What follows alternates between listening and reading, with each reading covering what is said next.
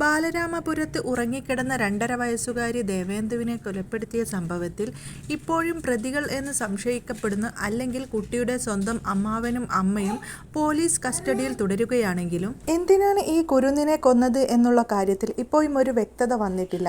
പലതരത്തിൽ മൊഴികൾ മാറ്റി പറഞ്ഞുകൊണ്ടിരിക്കുകയാണ് അറസ്റ്റിലായിട്ടുള്ള 2 പ്രതികളും. കിണറ്റിലെറിഞ്ഞു കൊലപ്പെടുത്തിയ കേസിൽ റിമാൻഡിലായിരുന്ന അമ്മാവൻ ഹരികുമാറിന് മാനസിക പ്രശ്നങ്ങൾ ഇല്ലെന്ന് മെഡിക്കൽ കോളേജ് ആശുപത്രിയിലെ മാനസിക ആരോഗ്യ വിഭാഗം പറഞ്ഞിരിക്കുകയാണ്. പിടിയിലായ സമയത്ത് എല്ലാം തനിക്ക് മാനസിക പ്രശ്നങ്ങൾ ഉണ്ട് എന്നുള്ള രീതിയിൽ പല അടവുകളും ഈ പറയുന്ന പ്രതി ഹരികുമാർ കാണിച്ചിരുന്നു. പക്ഷേ അതെല്ലാം തന്നെ പോലീസ് തുടക്കത്തിലെ പൊളിക്കുകയായിരുന്നു. ഇപ്പോൾ മാനസിക ആരോഗ്യ വിഭാഗം ഡോക്ടർ തന്നെയാണ് ഹരികുമാറിന് യാതൊരു തരത്തിലുമുള്ള പ്രശ്നങ്ങൾ ഇല്ല എന്ന് പറഞ്ഞിരിക്കുന്നത്. കോടതിയുടെ നിർദ്ദേശപ്രകാരം ഹരികുമാറിനെ പരിശോധിച്ച സൈക്യാട്രിക് വിഭാഗ വിദഗ്ധരാണ് ഇത്തരത്തിൽ പ്രാഥമിക നിഗമനത്തിൽ എത്തിയത്. 2 ദിവസത്തെ നിരീക്ഷണത്തിന് ശേഷം കോടതിയിൽ റിപ്പോർട്ട് നൽകും. ഒരുപക്ഷെ അത്തരത്തിൽ തനിക്ക് എന്തെങ്കിലും മാനസിക പ്രശ്നങ്ങൾ ഉണ്ട് എന്ന് തെളിയിക്കാനായാൽ കോടതിയിൽ നിന്നും ശിക്ഷ ഇളവ് ലഭിക്കുമെന്നുള്ള ഒരു വിചാരം കൊണ്ടായിരിക്കാം ഹരികുമാർ അത്തരത്തിൽ കാണിച്ചു കൂട്ടിയത്. പക്ഷേ അവിടെയും ആ പഴുത് അടിച്ചിരിക്കുകയാണ്. പോലീസ് ഹരികുമാറിനെ 5 ദിവസത്തെ കസ്റ്റഡിയിൽ വേണമെന്ന് പോലീസ് ആവശ്യപ്പെട്ടെങ്കിലും കോടതി അത് അംഗീകരിച്ചിരുന്നില്ല. കോടതിയിൽ മാനസിക അസ്വസ്ഥം പ്രകടിപ്പിച്ചതിനാൽ മാനസിക രോഗ വിദഗ്ധന്റെ സർട്ടിഫിക്കറ്റ് കോടതി ആവശ്യപ്പെട്ടിരുന്നു. ഇതിനായി ഇന്നലെ ഉച്ചയോടെ മെഡിക്കൽ കോളേജ് ആശുപത്രിയിൽ എത്തിച്ചെങ്കിലും സർട്ടിഫിക്കറ്റ് ലഭിച്ചിരുന്നില്ല. തുടർന്ന് ഇന്നാണ് ഹരികുമാറിനെ പരിശോധനയ്ക്ക് വിധേയമാക്കിയത്.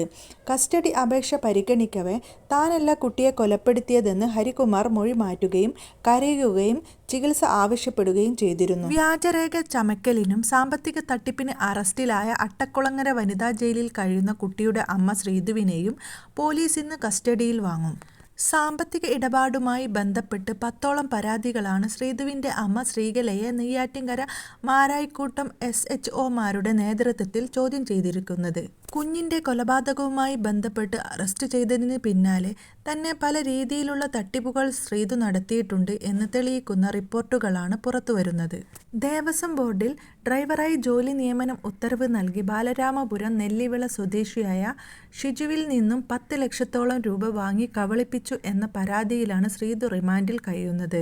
ദേവേന്ദു എന്ന 2.5 വയസ്സുകാരിയെ കൊലപ്പെടുത്തിയ കേസിൽ തനിക്ക് പങ്കില്ലെന്ന് ജ്യോത്സ്യൻ ശംഖുമുഖം ദേവിദാസൻ. ജ്യോത്സ്യവുമായി ബന്ധപ്പെട്ട് ശ്രീധുവിന് ഒരു മാർഗനിർദ്ദേശവും നൽകിയിട്ടില്ലെന്നും ശ്രീധു തലമുണ്ടനം ചെയ്തത് തന്റെ നിർദ്ദേശപ്രകാരമല്ലെന്നും ശംഖുമുഖം ദേവിദാസൻ പറഞ്ഞിരിക്കുകയാണ്. ഈ 3 പേരെയായിരുന്നു ആദ്യം തുടക്കം മുതൽ സംശയിച്ചിട്ടുണ്ടായിരുന്നത്. ഇതിൽ ദേവിദാസൻ എന്ന് പറയുന്ന ജ്യോത്സ്യനെയും ആദ്യം പോലീസ് ചോദ്യം ചെയ്യലിനായി വിളിപ്പിച്ചിട്ടുണ്ടായിരുന്നു. എന്നാൽ യാതൊരു വിധത്തിലും ഈ ഒരു കൊലപാതകത്തിൽ ദേവിദാസന് പങ്കില്ലെന്ന് അറിയിച്ചതോടെ പോലീസ് ദേവിദാസനെ പറഞ്ഞയക്കുകയായിരുന്നു. പക്ഷേ ഇപ്പോഴും ഹരികുമാറും കുഞ്ഞിന്റെ അമ്മ ശ്രീധുവും ഇപ്പോഴും കസ്റ്റഡിയിൽ തുടരുകയാണ്.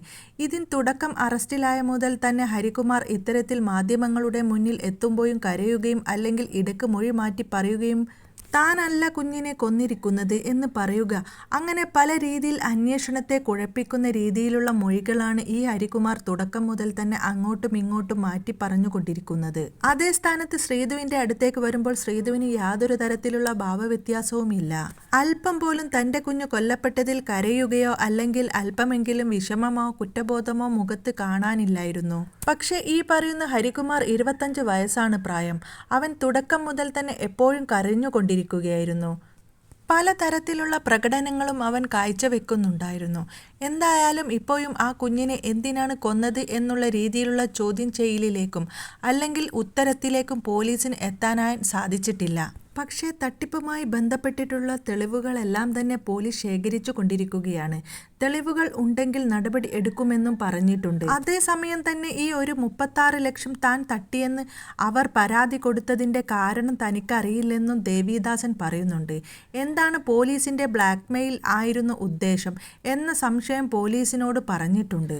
ചോദ്യം ചെയ്യാൻ വരാമെന്നും അറിയിച്ചിട്ടുണ്ടെന്നും പോലീസ് ബലമായി പിടിച്ചുകൊണ്ടുപോയി മാധ്യമങ്ങൾക്ക് മുമ്പിൽ കള്ളനായി പോലീസ് തന്നെ ചിത്രീകരിച്ചു എന്നും ഹരികുമാർ എന്റെ അടുത്തേക്ക് ജോലി ചെയ്തിരുന്നപ്പോൾ അവന്റെ ശമ്പളം വാങ്ങാൻ അമ്മയും സഹോദരിയും മാസത്തിൽ ഒരിക്കൽ വരുമായിരുന്നു. 3 മാസം അയാൾ എന്റെ അടുത്ത് ജോലി ചെയ്തു. പിന്നീട് അയാളെ ഞാൻ ജോലിയിൽ നിന്നും പറഞ്ഞു വിട്ടു എന്നാണ് ഈ പറയുന്ന ജ്യോത്സ്യൻ പറഞ്ഞിരിക്കുന്നത്. എന്തായാലും ജ്യോത്സ്യന് ഇതിൽ നേരിട്ട് പങ്കില്ലെന്നാണ് പോലീസ് ഇതുവരെയുള്ള ഒരു നിഗമനത്തിലേക്ക് എത്തിയിരിക്കുന്നത്.